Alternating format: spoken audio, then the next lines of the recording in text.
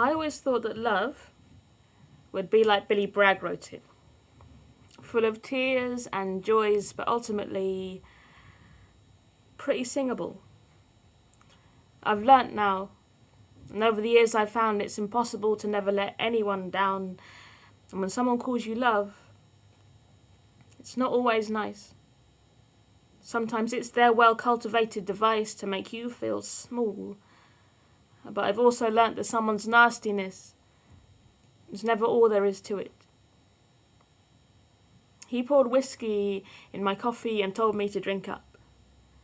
The day was barely sunny, but the way he wore a short-sleeved shirt and narrowed his eyes to the clouds made me curious enough to drink up. He had scars on his arms like someone I once knew. And I don't know and can't say if that's some sort of pattern. That I will try to charge in and save the beautiful boys who, despite their sad eyes, smile at me. Or maybe, like when you're a kid and you see a bird with a fractured wing, a punctured anatomy, but by trying to touch it with your tiny hands, you impart more damage and more agony. Perhaps broken boys are like broken birds, and the love you try to force into them only deepen their scars, which climb up their arms like snail trails on early morning lawns, those silver streams of slow journeys. When I was a little girl, I used to pick them up by their shells to get them to their destination quick. But then later I'd get sick. A simple thought would click as anxiety clouded my mind thick that maybe, slow as they had travelled, there was nothing to save.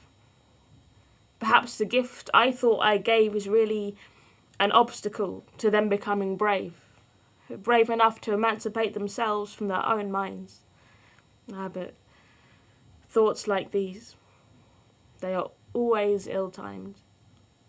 The minute we decide to stop caring, we care even more.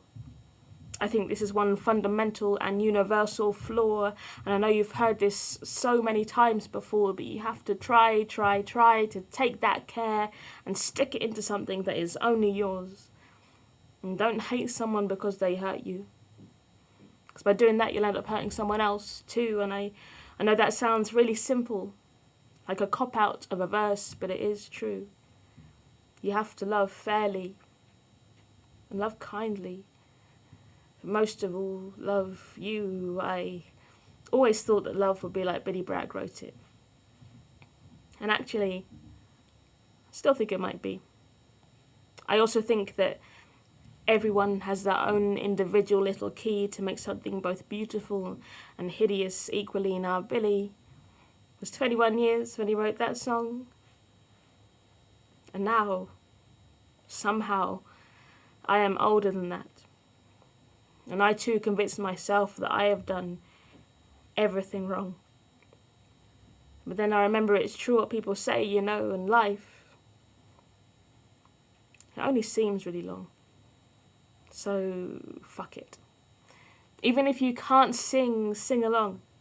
Do whatever makes you feel like you belong and say fuck it, but at the same time, secretly care all along. Because it's caring. Man, it's caring. Caring, living and caring. That is what makes you strong.